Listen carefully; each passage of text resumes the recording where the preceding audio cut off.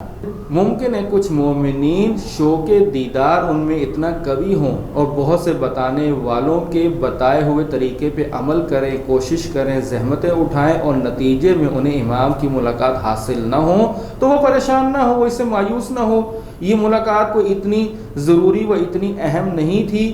اہم چیز یہ ہے کہ ہمارے امام ہم سے راضی ہوں۔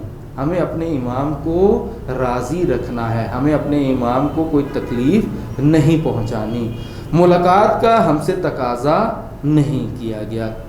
اور بالکل اسی طرح اگر کسی کو ملاقات حاصل ہوئی ہے تو وہ یہ نہ سمجھے کہ وہ سعادت مند ہو گیا ہے، اس کی عاقبت بخیری ہو گئی ہے اور اب اسے جنت کے راستے سے کوئی نہیں روک سکے گا۔ نہ، اسے ایک دیدار حاصل ہوا ہے، ایک ملاقات حاصل ہوئی ہے۔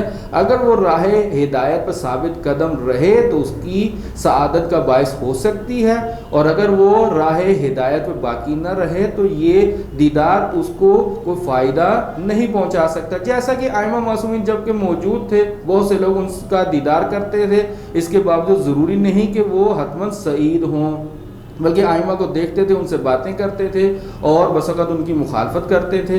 بس سعادت حاصل کرنے کے لیے اور آخرت بحیری کرنے کے لیے امام کے راستے پر چلنا ضروری ہے، امام کا دیدار ضروری نہیں ہے۔ بہت سے مومنین ائمہ کے دور میں ایسے تھے کہ جو اپنے ائمہ سے محبت رکھتے تھے، فاصلے کی دوری کی وجہ سے اپنے امام سے ملاقات نہیں کر پاتے تھے، لیکن چونکہ امام کے راستے پر تھے وہ ہدایت یافتہ ہیں اور وہ راہ سعادت کو پائے ہوئے ہیں اور عاقبت بخیر ہوں گے۔ لیکن بہت سے لوگ جو امام کا دیدار کرتے ہیں لیکن امام کے راستے پر نہیں چلتے، بلکہ ائمہ کو نقصان و اذیت پہنچاتے ہیں، اگرچہ انہوں نے امام کا دیدار کیا ہے لیکن انہیں یہ سعادت حاصل نہیں ہوگی۔ بس ہمیں یہ دیکھنا چاہیے کہ امام نے ہم سے کیا تقاضا کیا ہے۔ کہیں بھی احادیث میں یہ نہیں دیکھا گیا کہ امام نے یہ چاہا ہو ہم سے کہ آپ میرے دیدار کے لیے دعائیں کریں، میرے دیدار کے لیے کوششیں کریں، مجھے دیکھنے کے لیے فلاں فلاں عمل انجام دے۔ نہ، کہیں بھی ایسا موجود نہیں ہے۔ جو ہمیں ملتا ہے تو وہ یہ ہے کہ امام علیہ الصلوۃ والسلام فرماتے ہیں میرے ظہور کے لیے بہت زیادہ دعا کیا کرو، چونکہ میرے ظہور ہی میں تمہارے لیے گشائش و آسانیاں ہیں۔ بس جو ہمیں دستور دیا گیا ہے وہ ملاقات کا نہیں ہے، ملاقات کی کوششیں کرتے رہیں۔ ہمیں جو دستور دیا گیا وہ امام کے ظہور کے لیے دعا کرنے کا دستور دیا گیا ہے۔ اس کے علاوہ اور بھی احادیث ہیں جس میں مختلف طرح کے دستورات دیے گئے ہیں۔ ایک اور یہ حدیث ہے میرے سامنے اس وقت، فَلْيَعْمَلْ كُلُّ امْرِئٍ مِّنْكُمْ بِمَا، امام علیہ الصلوۃ والسلام فرماتے ہیں تمہیں چاہیے کہ ایسا کام کرو جس سے میری محبت میں اضافہ ہو اور میرا قرب حاصل کرو، اور کوئی بھی ایسا کام نہ کرو جو میرے لیے کراہت کا باعث ہو اور جسے میں پسند نہ کرتا ہوں۔ بس امام علیہ الصلوۃ والسلام فرماتے ہیں ایسے اعمال انجام دو جو تمہیں ہمارے نزدیک کریں، اور ایسے اعمال سے پرہیز کرو کہ جو کراہت رکھتے ہیں، جو ہمیں برے لگتے ہیں، جنہیں ہم پسند نہیں کرتے۔ بس امام علیہ الصلوۃ والسلام یہ نہیں فرماتے میرے دیدار کی دعا کرو، بلکہ کہتے ہیں ایسے اعمال انجام دو جو قرب کا باعث بنے اور جو دوری کا باعث بنے، ایسے کاموں سے پرہیز کرو۔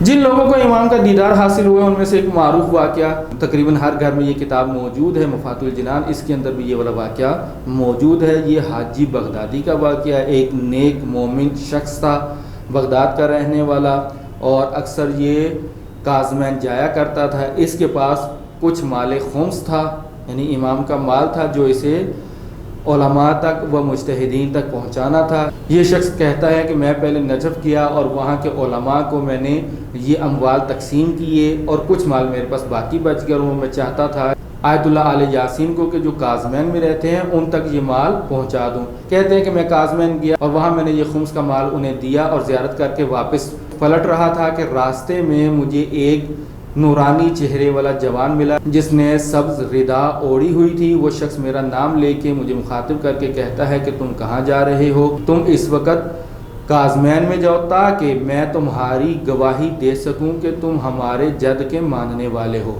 یہ حاجی بغدادی اس کے ساتھ ہو لیتے ہیں، اور بہرحال سارا واقعہ ہے کہ مفاتیح کے اندر موجود ہے، آپ اس کو مشاہدہ کر سکتے ہیں، پڑھ سکتے ہیں۔ ایک اچھا بالآخر واقعہ ہے کہ امام کیسے اس شخص سے محبت کرتے ہیں اور اس کی مشکلات کو سنتے ہیں اور اس کی باتوں پہ توجہ دیتے ہیں اور اسے لے کے کاظمین بھی جاتے ہیں اور اسی رات میں جو شب جمعہ بھی ہے اسے کربلا کی زیارت بھی کرواتے ہیں اور بالآخر اسے واپس چھوڑتے ہیں۔ پس اس تمام گفتگو کا خلاصہ یہ نکلا کہ غیبت کبریٰ کے دور میں ملاقات ممکن ہے، امام کو دیکھا جا سکتا ہے اور امام بھی کبھی مشکلات کو حل کرنے کے لیے مومنین کی رہنمائی کرتے ہیں اور ان سے ملتے ہیں۔ جس چیز کی نفی کی گئی ہے وہ یہ ہے کہ ان کی نیابت خاصہ کا ان سے خاص ملاقات کا ادعا کرے۔ بس اگر کوئی بغیر ادعا کے اگر دیدار کرتا ہے تو اس کی کہیں بھی نفی نہیں کی گئی اور یہ ممکن ہے۔ آج کی گفتگو کا ہمارا دوسرا موضوع تھا امام زمانہ علیہ الصلوۃ والسلام کی طول عمر پر ہونے والے اعتراضات کے جوابات۔ بہرحال عام انسانوں کا یہ سوال ہے کہ عادی انسان اتنی طولانی عمر نہیں کرتا، اتنی یعنی امام کی عمر 1000 سال سے زیادہ ہے اور لوگوں کو یہ شکوک و شبہات پیش آتے ہیں کہ کوئی بھی عادی انسان اتنی لمبی عمر نہیں کر سکتا، بس کیسے ممکن ہے کہ امام زمانہ علیہ الصلوۃ والسلام ابھی تک زندہ ہوں۔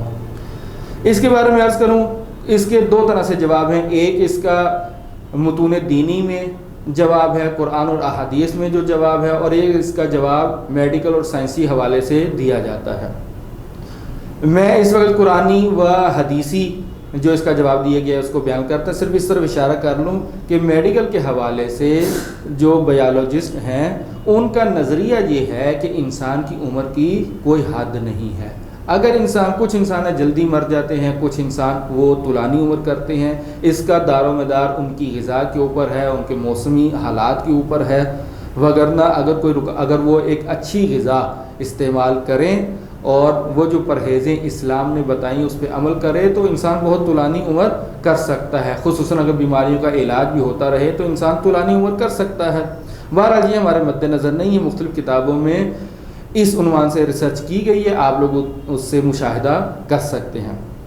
فی الحال میں ایسے نمونے پیش کرنا چاہتا ہوں کہ جو نمونے قرآن یا احادیث میں بیان ہوئے، ہم سب ان نمونوں کو جانتے ہیں کہ جس میں کچھ لوگوں نے بہت طولانی عمر کی ہے، جیسے کہ حضرت نوح کا قصہ قرآن نے بیان کیا اور بیان کیا ہے کہ حضرت نوح نے 950 سال تو صرف تبلیغ کی ہے اور ان کی جو عمر ہے وہ 2500 سال ہے۔ تقریباً جو بیان کیا جاتا ہے کہ 2450 سال ان کی عمر تھی، ایک غیر معمولی عمر تھی، اور ابھی اگر ہم اپنے امام کی عمر کو دیکھیں تو وہ ابھی اتنی عمر نہیں بلکہ اس سے آدھی سے بھی امام کی عمر کم ہے۔ اس کے علاوہ حضرت عیسیٰ علیہ السلام کا قرآن نے بھی بیان کیا کہ عیسائی سمجھتے ہیں کہ انہیں سولی پہ لٹکا دیا گیا، درحالی کہ وہ انہیں قتل نہیں کیا گیا بلکہ انہیں آسمان کی طرف اٹھا لیا گیا ہے، اور تمام مسلمان اس پر متفق ہیں کہ حضرت عیسیٰ علیہ السلام جن کی ولادت پیغمبر اسلام حضرت محمد مصطفیٰ صلی اللہ علیہ وآلہ وسلم سے بھی پہلے ہوئی ہے، وہ آج تک زندہ ہیں، اور اسی طرح حضرت خضر وہ اس سے پہلے سے بالآخر متولد ہوئے ہیں اور آج تک وہ زندہ ہیں، تمام مسلمان اس پہ متفق ہیں۔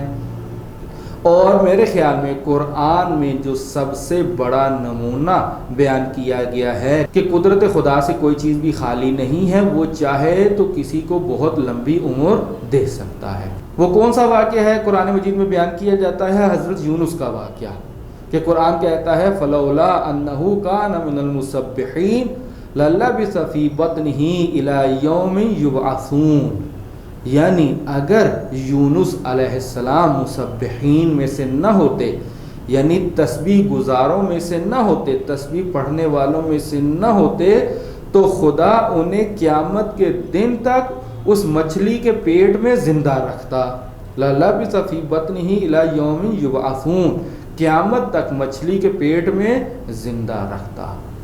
اب آپ یہ دیکھیں کسی انسان کا اس دنیا میں ظاہری طور پر زمین کے اوپر زندہ رہنا کیسا ہے اور مچھلی کے پیٹ کے اندر زندہ رہنا کیسا ہے، یعنی انسان تصور نہیں کر سکتا کہ اگر ظاہری زمین کے اوپر انسان کو جو اتنی مشکلات پیش آتی ہیں تو مچھلی کے پیٹ کے اندر کہ جس کا درجہ حرارت ایسا ہے اور جس کی کیفیت ایسی ہے کہ وہ اپنے اندر آنے والی تمام غذاؤں کو ہضم کر دے اور انہیں ختم کر دے، پروردگار کہتا ہے کہ اگر یونس علیہ السلام مسبحین میں سے نہ ہوتے تو خدا کی قدرت میں ہے کہ اس مچھلی کے پیٹ میں قیامت تک اسے زندہ رکھتا. یعنی کس قدر مشکل ہے کہ کسی مچھلی کے پیٹ کے اندر، اور جو خدا مچھلی کے پیٹ کے اندر کسی انسان کو زندہ رکھ سکتا ہے تو اس خدا کے لیے ظاہر زمین پر زندہ رکھنا تو بہت ہی آسان ہے.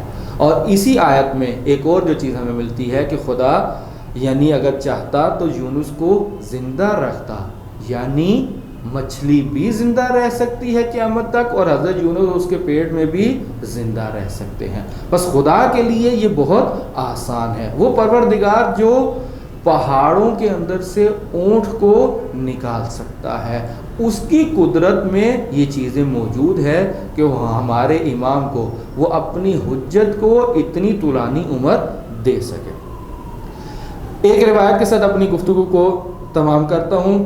جو امام حسن علیہ السلام سے ایک روایت ہے کہ فرماتے ہیں خداوند عالم نے ان کی عمر کو، یعنی امام زمانہ علیہ السلام کی عمر کو ان کی غیبت کے زمانے میں طولانی کر دے گا، اور پھر اپنی قدرت کے ذریعے ان کو جوانی کے عالم میں ظاہر کرے گا. یعنی غیبت میں ان کی عمر طولانی ہو جائے گی، اور جب ظہور کریں گے تو وہ اپنی ان کے چہرے پہ جوانی کے آثار ہوں گے، بڑھاپے کے آثار نہیں ہوں گے، تاکہ لوگوں کو یہ یقین حاصل ہو جائے کہ خداوند عالم ہر چیز پر قادر ہے. بس خداوند عالم کی قدرت سے کوئی چیز باہر نہیں ہے. وہ چاہے تو عیسیٰ کو، حضرت خضر کو، حضرت یونس کو زندہ رکھ سکتا ہے، وہ چاہے تو اپنی اس حجت کو بھی زندہ رکھ سکتا ہے. بس اس سے یہ نتیجہ نکلا کہ امام زمانہ علیہ السلام کا اتنی عمر ہونا کوئی مشکل کام نہیں ہے. خدا ہمیں توفیق دے کہ ہم مہدویت کے اعتبار سے ہمارے ذہنوں میں جو سوالات و شبہات ہیں ان کو ہم صحیح انداز میں سمجھ سکیں. والسلام علیکم ورحمۃ اللہ وبرکاتہ. دعا کرو کہ ظہور امام ہو جائے، تمام ہو جائے. دعا